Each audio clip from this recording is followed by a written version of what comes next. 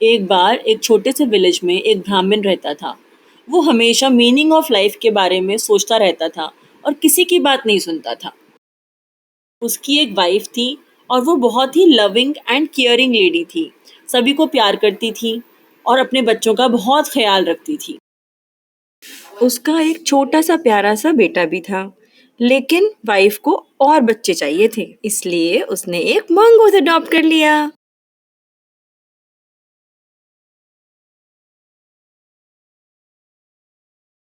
एक दिन बहुत गर्मी का दिन था और घर में पानी तक नहीं था, इसलिए ब्राह्मण की वाइफ को पानी लेने के लिए जाना पड़ा। उसने अपने पति से बोला, सुनो, मैं पानी लेने जा रही हूँ, क्या आप प्लीज बच्चों का ख्याल रख लोगे? मेरी बात सुन रहे हो या नहीं? मैं जा रही हूँ, ठीक है? जाऊं?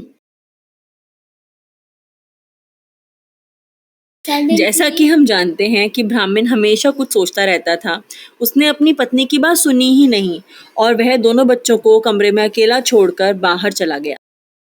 उसके बाद जब दोनों बच्चे कमरे में अकेले थे, वहां पर एक सांप आ गया।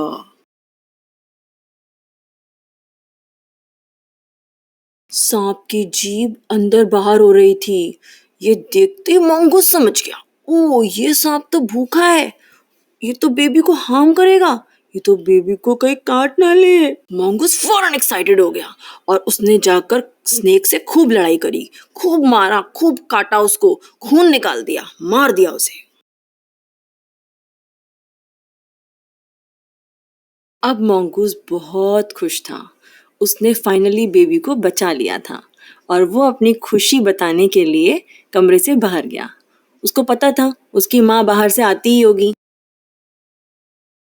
मंगूस के मुंह पर खून लगा देखकर ब्राह्मण की वाइफ एकदम घबरा गई और वह बोली, इसने मेरे बेटे को खा लिया।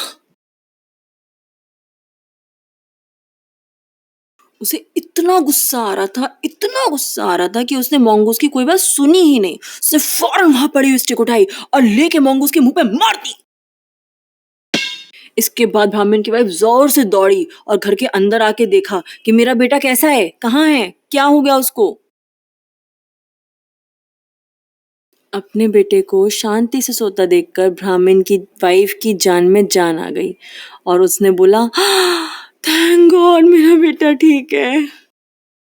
पर फिर मेरे मंगूस के मुंह पे खून कैसे था? ओ माय गॉड, ये क्या हो गया? फिर उसकी नजर पास में पड़े सांप पर गई। सांप का अभी भी खून बह रहा था। ब्राह्मण की वाइफ को सब समझ में आ गया। इसका मतलब मंगूस ने मेरे बेटे को बचाया था और मैंने उसी को मार दिया। हे भगवान, ये कैसी गलती कर दी मैंने।